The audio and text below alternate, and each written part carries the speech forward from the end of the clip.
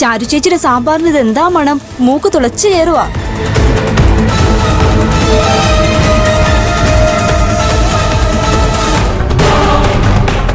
സാമ്പാർ ഉണ്ടാക്കുന്ന കാര്യത്തിൽ എന്റെ മരുമകളെ കഴിഞ്ഞിട്ട് വേറൊരാളുള്ളൂ. ഇവൾക്കൊരു രഹസ്യക്കൂട്ടുണ്ട്. ഒന്ന് കഴിച്ചു നോക്ക്, അപ്പൊ മനസ്സിലാവും അതിന്റെ ടേസ്റ്റ് എന്താണെന്ന്. ചാരുവിന്റെ മാസ്റ്റർ പീസ് ഐറ്റം ആണത്. ചാരുമോളെ, ആ രഹസ്യക്കൂട്ട് ആർക്കും പറഞ്ഞു കൊടുത്തില്ലേലും പോകുന്നതിന് മുമ്പ് എനിക്കൊന്ന് പറഞ്ഞു തരണേ. ഈ മണം മാത്രം മതി, ഒരു പാത്രം ചോറുണ്ണും.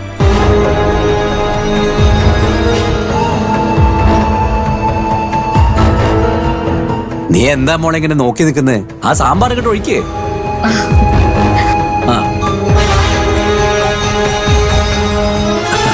കുറച്ചുകൂടി മതി മതി.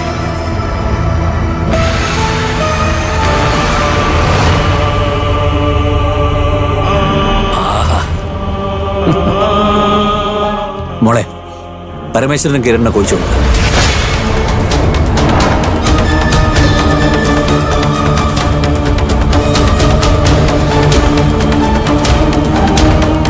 അയ്യോ മോളെ, എനിക്ക് സാമ്പാർ ഒഴിക്കല്ലേ. അതെന്ത് പറ്റിയടാ? നീ പണ്ടൊരു സാമ്പാർ കൂടിയനായിരുന്നില്ലേ? ഇപ്പൊ എന്താ വേണ്ടെന്ന് പറഞ്ഞത്? അത് മറ്റൊന്നും കൊണ്ടല്ല, ഇടയ്ക്ക് ചേച്ചേ എനിക്ക് പരിപ്പ് അലർജി ആയിട്ട് വന്നു, അതുകൊണ്ടാ. വേണ്ട മോളെ. ചേടാ, മെയിൻ ആയിട്ട് നീ കളഞ്ഞല്ലോടാ. ശരി മോളെ, നീ വേറെ എന്തെങ്കിലും ഒഴിച്ചു കൊടുക്ക്. ശരി ബാലമമ്മ.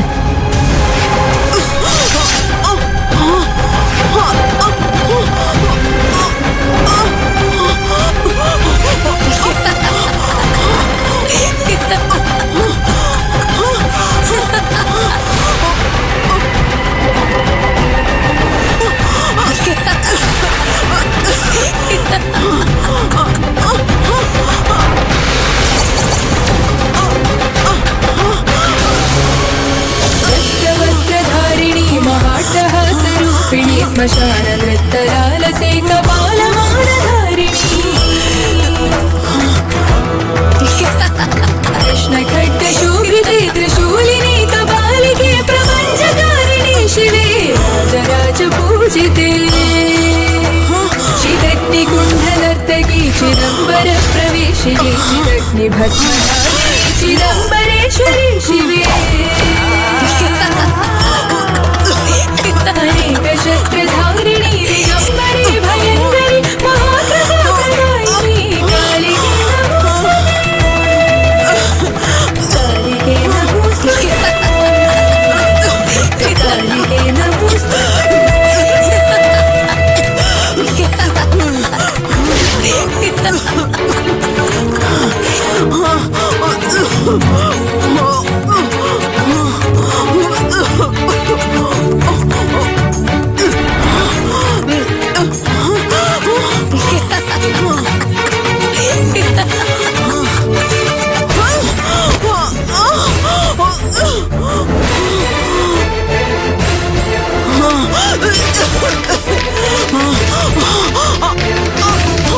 ഇത് ഭാവിയിൽ ദ്രൗപദി അമ്മ എങ്ങനെയാകുമെന്നതിന്റെ സൂചനയാണ്.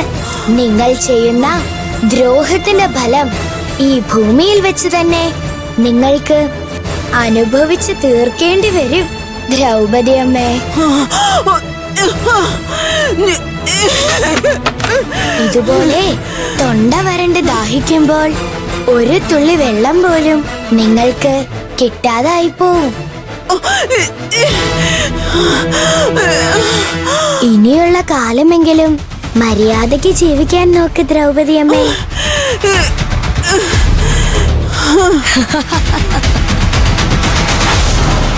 മോളെ, കിരൺ പരിപ്പ് കഴിച്ചു കഴിഞ്ഞു. അവന് കുറച്ച് സാമ്പാർ ഒഴിച്ചു കൊടുക്ക്. എനിക്ക് കുറച്ച് പുളിശ്ശേരി ഒഴിച്ചാൽ മതി. സാമ്പാർ ഞാൻ പിന്നെ കഴിച്ചോളാം.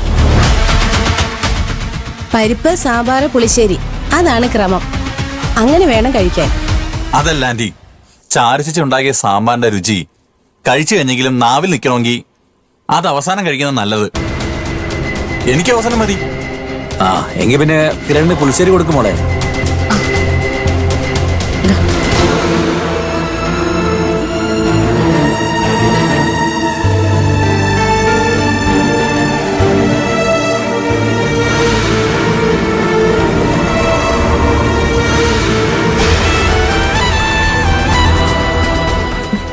അഞ്ജന മോളെ കുറച്ച് സാമ്പാർ വാങ്ങിച്ച് കഴിക്കുക. ശാരമോളെ ശ്യാമളയ്ക്കും കൊടുക്ക്. ദേ സ്ഥിരം കഴിക്കുന്നതിനേക്കാൾ നല്ല ടേസ്റ്റ് ഉണ്ടെന്ന് ഞാൻ കഴിച്ചോണ്ടിരിക്കല്ലേ. ഇനി ഉണ്ടോ ചേച്ചി? അതെ ശ്യാമളെ, നിങ്ങൾ ആ പുളിശ്ശേരി എടുത്ത് ഒഴിച്ച് കഴിക്കേ. അതിന് അന്യായ ടേസ്റ്റാ. അതായിരിക്കും നല്ലത്. ദേ കണ്ടില്ലേ, ഞാനും കിരണും പുളിശ്ശേരി ഒഴിച്ച് കഴിക്കുന്നത്. നിങ്ങൾക്ക് പുളിശ്ശേരി മതിയെങ്കിലേ നിങ്ങൾ അത് കഴിച്ചോ. ഞങ്ങളെ എന്തിനാ നിർബന്ധിക്കുന്നത്, അല്ലേ അമ്മേ? എനിക്ക് എന്തായാലും സാമ്പാർ മതി. അതിന്റെ മണം അടിച്ചിട്ട് തന്നെ കൺട്രോള് പോകുന്നു.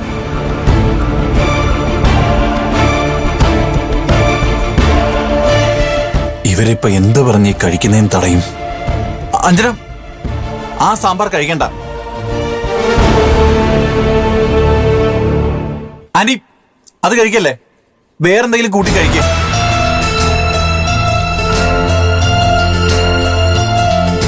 എന്തിനാ കിരണ ഇവരെങ്ങനെ നിർബന്ധിക്കുന്നേ? അവർക്കിഷ്ടമുള്ളത് കഴിക്കട്ടെ. അതല്ല ചേച്ചി, നിനക്ക് എന്താ മോനെ?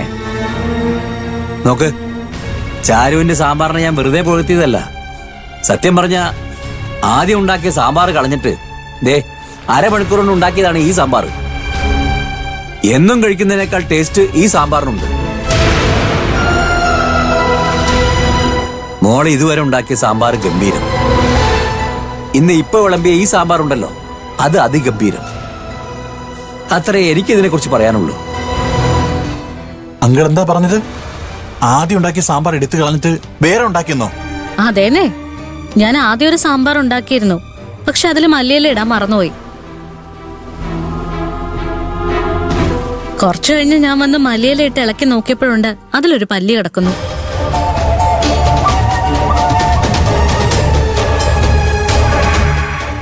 ആ സാമ്പാർ എടുത്ത് മാറ്റി വെച്ച് ഇത് പിന്നെ ഒരു ഉടായ്പിൽ തട്ടിക്കൂട്ടിയതാ.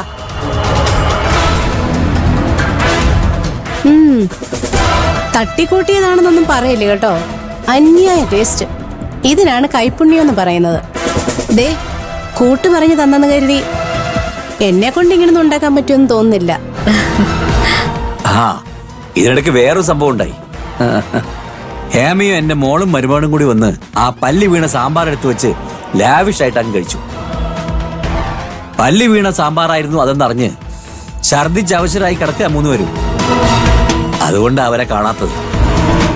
ഞാനത് പറയാതിരുന്നതാ. സർവ പ്ലാനും പൊളിഞ്ഞല്ലോ. കിരണേ, വേണമെങ്കിൽ ഈ സാമ്പാർ കൂട്ടിക്കോ. കുറച്ചു കഴിഞ്ഞത് കിട്ടിയെന്ന് വരില്ല. ഞാനും അമ്മയും ചേർന്നത് തീർക്കും. അച്ഛനും വേണമെങ്കിൽ വാങ്ങിക്കോ.